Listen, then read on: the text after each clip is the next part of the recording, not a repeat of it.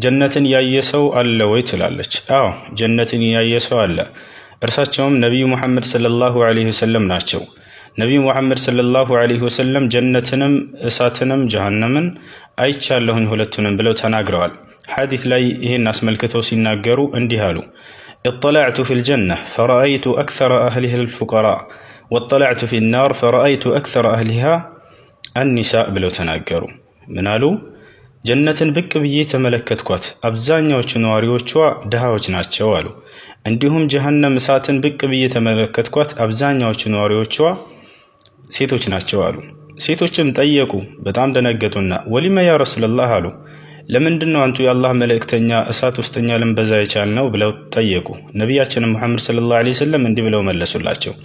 ሊአነኩም ተክፉርነ አልዓሽር፣ ምክንያቱም እናንተ የባሎቻችሁን ውለታና ደግነት መልካምነት ለበርካታ ዓመት ሲያደርግላችሁ የነበረን ደግነት መልካምነት ውለታ ሁሉ በአንድ ስህተት ስለምትክዱ ብለው ተናገሩ።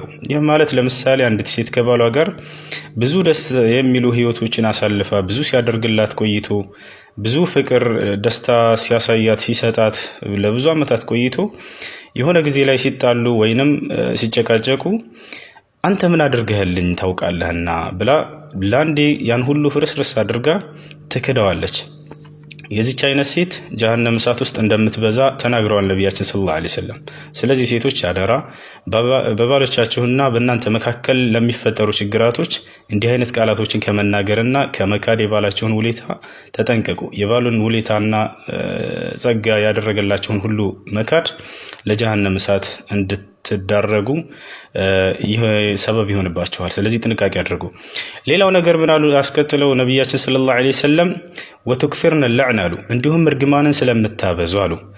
እርግማንን ዝም ብሎ በትንሹ በትልቁ ነገር አላህ ይድፋህ እንትን ይበለህ እንዲህ አይነት ነገር ጥንቃቄ አድርጉ።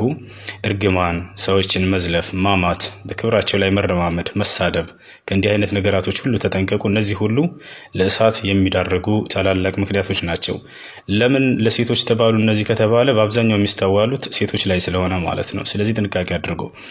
ድሃዎች ድሃ በመሆናቸው ብቻ ምክንያት አይደለም ጀነት ውስጥ የገቡት። ልብ በሉ ይሄንን ሙስሊም ሆነው ድሃ ሆነው በድህነታቸው ላይ የታገሱ ያላማረሩ ጌታችንን በቃ ይህ አንተ የወሰንክልን ህይወት ነውና በደስታ ተቀብለናል ያንተን ውሳኔ ብለው ታግሰው የኖሩ ድሃዎች ሙስሊሞች ጀነት ውስጥ ትልቅ ምንዳን ያገኛሉ። ግልጽ ነው አይደለም? ሙስሊም ባይሆኑ ኑሮ ድሃ ስለሆኑ ብቻ ጀነት አይደሰቱም፣ አይገቡም። ድህነት